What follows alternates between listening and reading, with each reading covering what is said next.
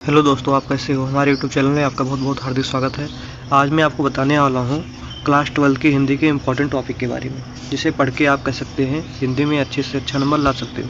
चलिए हम स्टार्ट करते हैं अपने वीडियो को, आगे बढ़ देखते हैं। सबसे पहले इतना जान लीजिए कि आपका जो हिंदी का पेपर होता है वो 2 खंडों में विभक्त होता है, प्रश्न पत्र का और प्रश्न पत्र का। चलिए देखते हैं क्वेश्चन को। सबसे पहले आप देखेंगे 5 बहुविकल्पीय आते हैं। खंड का आपके कह सकते हैं, गद्य के कह सकते हैं, काव्य के। सबसे पहले हिंदी के बहुविकल्पीय प्रश्न, हिंदी गद्य का इतिहास आता है 5 नंबर का। शुक्लोत्तरी कह सकते हैं, विधायन, निबंध, उपन्यास, इन सभी को कह सकते हैं आपको अपने हिंदी के विद्या क्वेश्चन से अच्छे से याद ही करना पड़ेगा, इसका कोई ट्रिक नहीं है। और काव्य साहित्य के इतिहास से भी 5 नंबर का बहुविकल्पीय आता है। इन दोनों को आपको अच्छे से पढ़ना पड़ेगा और याद करना पड़ेगा। चलिए अब आगे देखते हैं।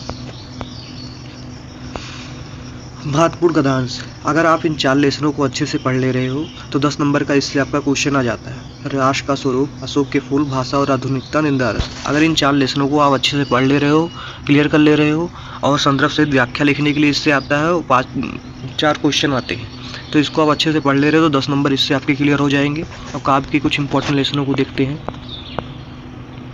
पवन दूतिका, केकई का अनुताप, श्रद्धा मनु, गीता और महादेवी वर्मा, नौका विहार, इन सभी लेसनों को अगर आप अच्छे से पढ़ ले रहे हो तो 10 नंबर इससे आपका क्लियर हो जाएगा। अभी टाइम है, आप अभी से ही स्टार्ट कर दीजिए पढ़ने के लिए। लेखक का जीवन परिचय, अगर इन 3 जीवन परिचयों को आप याद कर ले रहे हो तो कह सकते हैं 5 नंबर इससे आपका मिल जाएगा। जीवन परिचय और साहित्यिक परिचय, आप कंफ्यूज हो गए साहित्यिक परिचय याद करना है कि जीवन परिचय, तो साहित्यिक परिचय याद करना है। विद्या क्वेश्चन में जैसे दिया होता है कि पहले जीवन परिचय दिया होता है, थोड़ा जीवन परिचय याद कर लेना, फिर कह सकते हैं उसके बाद साहित्यिक परिचय दिया, काट काट के थोड़ा थोड़ा याद कर लेना। वैसे हम वीडियो डाल दूंगा, देख लेना अच्छे से।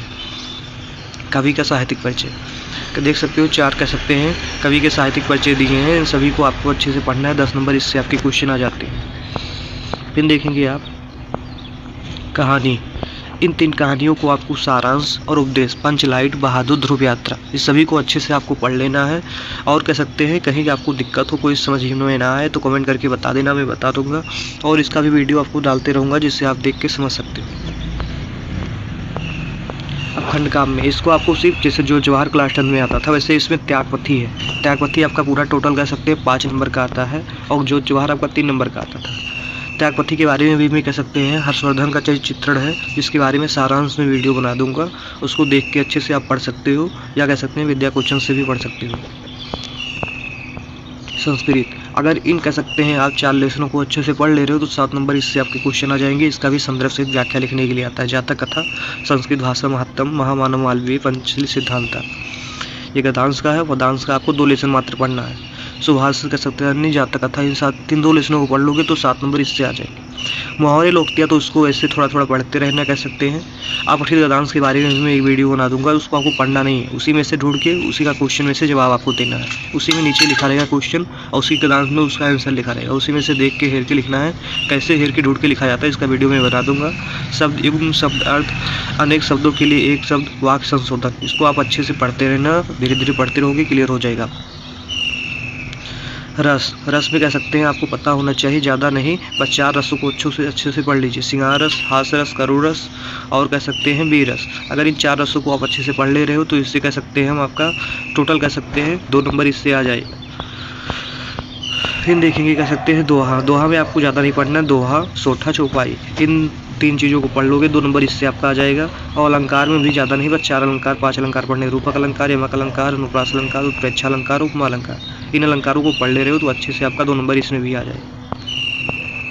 पत्र लेखन, देखिए पत्र 3 प्रकार के लिखने के लिए आ सकते हैं। नियुक्ति, आवेदन पत्र, जैसे कहीं मान लो फॉर्म भरना है, मतलब जैसे कह सकते हैं मान लो टीचर के लिए कोई स्थान खाली है, मान लो कोई बैंक में कह सकते हैं स्थान खाली है, उसमें आपको भर्ती होना है तो उसके लिए नियुक्ति आवेदन पत्र लिखा जाता है। बैंक में किसी व्यवसाय के लिए ऋण प्राप्त करने हेतु तो आवेदन पत्र। अब जान लीजिए कह सकते हैं ऋण के लिए 2 तरीके से पत्र लिखे जाते हैं। एक तो कह सकते हैं बैंक में कह सकते हैं व्यवसाय खुलवाने के लिए, जैसे मान लो अपना बिजनेस खोलने के लिए पत्र लिखने के ऋण ले रहे हो, या अपनी पढ़ाई आगे करने के लिए कह सकते हैं पत्र लिख रहे हो, या अपने गांव की या नगर पालिका की सफाई हेतु कह सकते हैं आवेदन पत्र लिखना है, कह सकते हैं सफाई कर्मी को, या कह सकते हैं एडीएम या लेखपाल को। इसके लिए कह सकते हैं आपको कह सकते हैं 3 पत्रों के बारे में अच्छे से आना चाहिए। निबंध, पर्यावरण प्रदूषण, भारत में बेरोजगारी की समस्या, विज्ञान का वरदान और विशाल, भारत में जनसंख्या वृद्धि की समस्या, आतंकवाद की समस्या और समाधान, इन सभी निबंधों को पढ़ना है। और साथ साथ में कुछ हम अलग ही बताते रहेंगे। और कह सकते हैं अगर कम समय में आपको अच्छे नंबर लेके आपके पास होना है तो कह सकते हैं ये फिक्स टॉपिक है, इसको पढ़ लोगे तो 33 नंबर आपको पासिंग मार्क आ जाएगा। लेखक का साहित्यिक परिचय पढ़ लीजिए, कवि का साहित्यिक परिचय 5-5 नंबर का इसका आ जाएगा।